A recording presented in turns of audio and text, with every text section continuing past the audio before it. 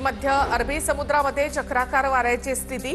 मध्य महाराष्ट्र, मराठवाडा आणि विदर्भात हलक्या सरींची शक्यता। हवामान विभागाचा अंदाज। राज्यामधील जिल्ह्यांना आज वादळी पावसाचा इशारा। पुणे, रत्नागिरी, सिंधुदुर्गसह इतर जिल्ह्यांना पावसाचा येलो अलर्ट। रत्नागिरीमध्ये सप्टेंबरमध्ये झालेल्या अतिवृष्टीमुळे 103 हेक्टरवरील पिकांचं मोठं नुकसान। लांजा आणि राजापूर तालुका वगळता 1148 शेतकऱ्यांचे 13,299 रुपयांचं नुकसान। उद्धव ठाकरे यांच्या हस्ते मनसेच्या दीपोत्सवाचं उद्घाटन होणार। 17 ऑक्टोबरला संध्याकाळी 6:30 वाजता कार्यक्रम। मनसेची निमंत्रण पत्रिका समोर। दिवाळीमध्ये पुन्हा एकदा ठाकरे बंधू एकत्र येणार। दिवाळीच्या पार्श्वभूमीवर मुंबई महानगरपालिकेकडून विशेष स्वच्छता मोहीम।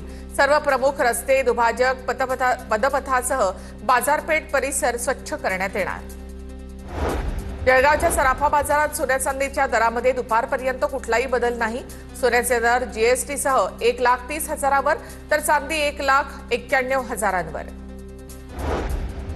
नाशिक सिंहस्थ कुंभमेळा तयारीची उज्जैनच्या पथकाकडून पाहणी होणार। पाहणीसाठी अधिकाऱ्यांचे पथक गुरुवारी नाशिकमध्ये दाखल होणार। पथकामध्ये विभागीय आयुक्त, जिल्हाधिकारी, महापालिका आयुक्त यांचा समावेश।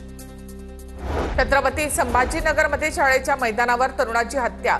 धारदार शस्त्र वापरून 30 वर्षीय तरुणाची हत्या। पोलिसांकडून आरोपीचा शोध सुरू।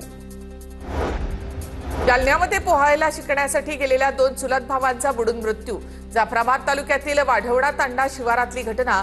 ओम आडे आणि कुणाल आडी अशी दोघांची नावं। भंडाऱ्याच्या गंथारामध्ये वाळूची अवैधपणे वाहतूक करणाऱ्या ट्रकने एकाचा बळी घेतला। आरटीओ आणि पोलीस विभागाचा निद्रावस्थेचा सोंग सुरू। प्रशासनाची जाणीवपूर्वक प्रशासनाचं दुर्लक्ष। रायगडच्या अलिबागमध्ये प्रियकराचा लोखंडी हातोड्याने प्रेयसीवर जीवघेणा हल्ला। हल्ल्यामध्ये तरुणी गंभीर जखमी। 28 वर्षीय आरोपी सूरज बुरांडेवर हत्येच्या प्रयत्नाचा गुन्हा दाखल।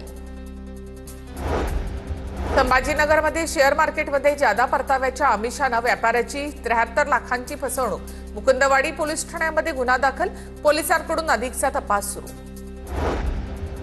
घाटकोपरच्या दर्शन ज्वेलर दुकानामध्ये शस्त्राचा धाक दाखवून रॉबरीचा प्रयत्न। दुचाकीहून आलेल्या आरोपींकडून प्रयत्न। प्रथमदर्शी फायरिंग झाली नसल्याची पोलिसांची माहिती।